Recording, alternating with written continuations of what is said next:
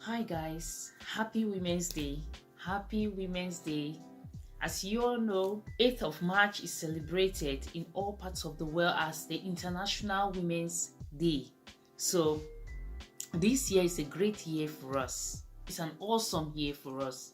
Imagine that we have the first woman to be the Vice President of America. America, a great country. This is awesome. It's fulfilling. It's a blessing. I'm overwhelmed with joy. I don't know how to express it, but I'm so happy. I'm so happy. This is a great achievement for women. This shows that there are brighter days ahead for women, and whatever you are doing, you need to keep moving, keep pushing, because Kamala Harris, the Vice President of the United States of America, has come a long way, a long way. She's been a senator, she's been a prosecutor general, and now she is a Vice President of America. It's a great achievement. Another achievement is on the 1st of March 2021, Ngozi Iweala she became the first African American to be the Director General of the World Trade Organization. What an achievement! A great achievement. Unbelievable. It's a great achievement. This is a really great year for women. Women have come a long way. Women have come a long way. From the kitchen to the parlor to the dining room, being a waitress, being a secretary, being window dressings, to the table, to make decisions that will affect people's life, will affect women's life, because women are the hearts of the nation. Feed a woman and you feed a family. Feed a family and you feed the nation. Women are the best managers. Yes. Are the best managers. Yes, I say yes. This year, the inauguration, the presidential inauguration in America, the vice president wore purple, and the other big great ladies, Michelle Obama, she wore plum. That's why I'm having plum, because I've been wearing purple for a very long time, so many times, so I chose to wear plum. Girl, choose whatever color you want to wear, but remember, wearing the color doesn't speak for you, doesn't mean anything. Like in some parts of the world, like in Africa, on the 8th of March, women go lengths to buy like this. There is a prepared material, like with the logo International Women's Day, which women have to buy to customize to their preferred styles, to go to like a match pass and do like Women's Day celebration. But from experience, so many women go overboard on International Women's Day. So many women go overboard. Many women say, this is the day that my husband has to take care of the kids. This is a day that I have to go out and have fun. This is a day that I have to go out and get a boyfriend. This is a day that I have to go out and get drunk. Be mindful. The International Women's Day is set aside to celebrate the great works of women, their achievements, what you've been doing. It's not just set aside to celebrate a particular group or class of women. It's set aside to celebrate every woman. If you are a woman, 8th of March is your day to look back, to assess, to debrief yourself on the things that you've done, the mistakes that you've done, the mistakes that you have experienced, and try to amend them and make up. It's not a time for you to stand up and say, Women's Day is my day. My man has to listen. I have to go out and get drunk. Yes, it's no news that on Women's Day, many videos make rounds on social media. You see women messing around, especially in Africa. They get drunk. Some of them take off their clothes. They do all kind of nasty things on this day. It's not a day for you to do nasty things. It's a day for you to reassess yourself, to debrief yourself, and think that, what have I achieved so far? What am I going to achieve? What do I have to? You set your goals. What do I want in life? You have to reassess yourself. You have to do it. It's very important, because if you don't reassess, you don't set goals, you can never make it, because you can't walk, you can't move forward without a plan. You need to have a plan, a personal plan, and you work on the plan. You have to work on that plan. So that's why we have the celebration. We are celebrating what so many great women have achieved so far. It's not a celebration of personal aggrandizement, like I'm a woman, I have to celebrate, and then you do not even know what Women's Day, you don't even know what Women's Day means.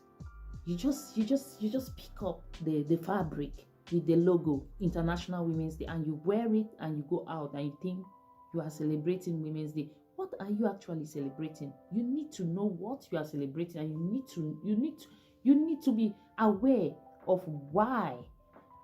Why do we have this day? Why? Unfortunately, the people who are there, who have been elected, who are like representatives of women, they stand for women. They do not educate these women on what International Day, International Day for Women actually means. Growing up in Africa, I actually had so many questions in my mind. I always asked that, why is it that they always say what men can do, women can do better, and that's all about International Women's Day. You rarely hear anything about the day.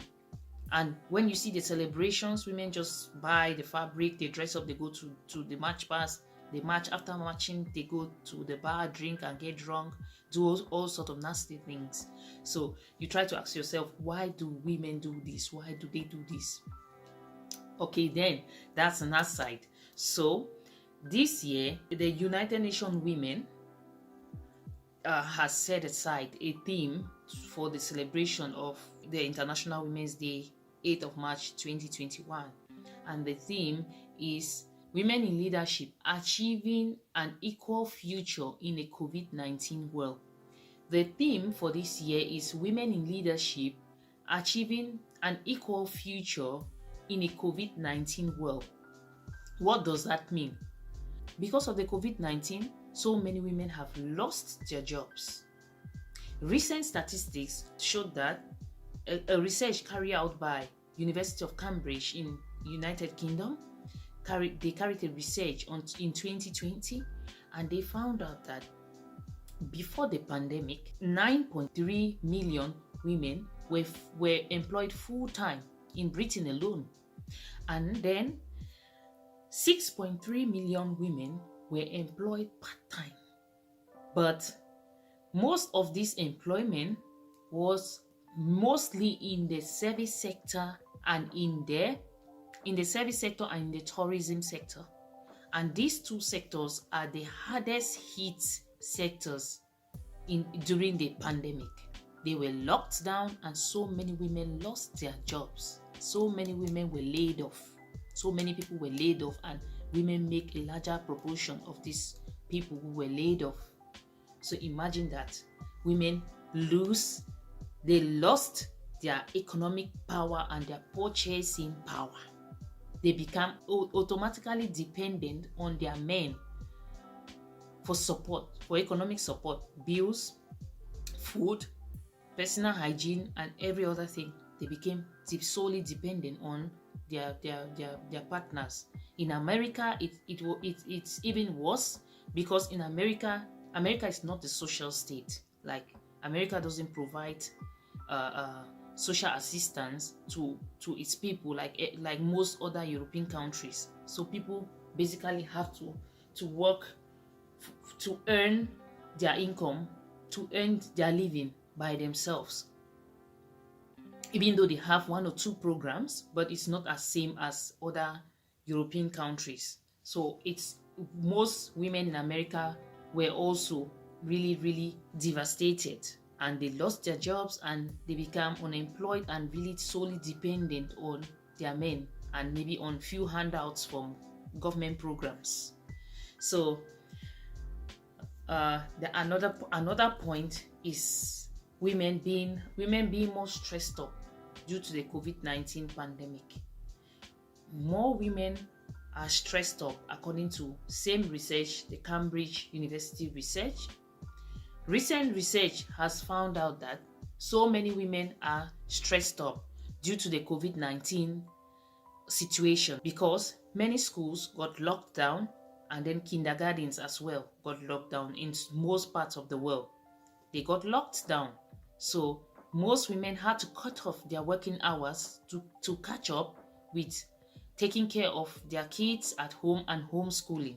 This has affected women's overall well-being and their economic power as well. We can always connect it to the first point, the economic power. But then it's really stressful. And then another point still connected to this one is that many women who didn't lose their jobs, but their jobs were moved from the public to the private sphere. That is, they had to work remotely from home. Most of these women who had to work remotely from home said that it became even more overwhelming for them, because they had to juggle between homeschooling, cooking, household chores, and then their morning routine meetings, office work, like most of the Zoom meetings. They had to do Zoom meeting, they had to take care of the kids, they have to juggle between these three things. And because most men are not wired to take care of kids, to nurture, the men spend between 2 to 3 hours to participate in household chores, homeschooling, but the women spend more time. They take mostly 6 to 8 hours, and this is unremunerated, means it's not paid for. Imagine that. So it's a call for concern. I have my own personal theme for COVID for this year, International Women's Day. My question is, how has COVID-19 affected women, and how will women see and face life even after being unlocked? How are they going to face life?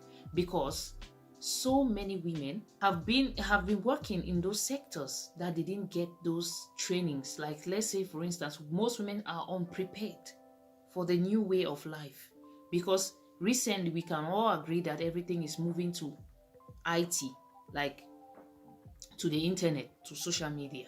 Everything is moving there, and it's moving so fast, and many women don't have those skills to catch up. It's a big issue, it's a big problem. It's a big problem.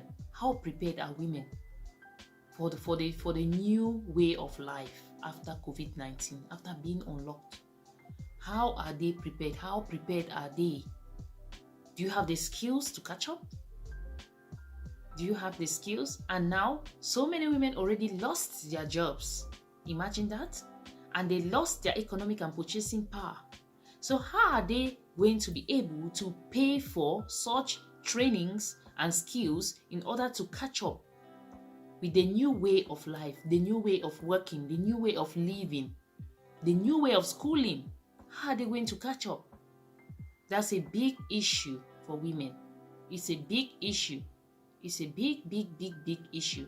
So this year, even though we are really blessed, we are so blessed. We are so blessed. We have two women at the realm of decision making, of power in the world. Two powerful women are there. Let's hope and pray and dream and hope for the best. And we should always believe that the best is yet to come. This is just the beginning, but the best is yet to come. More and more women are going to take up space.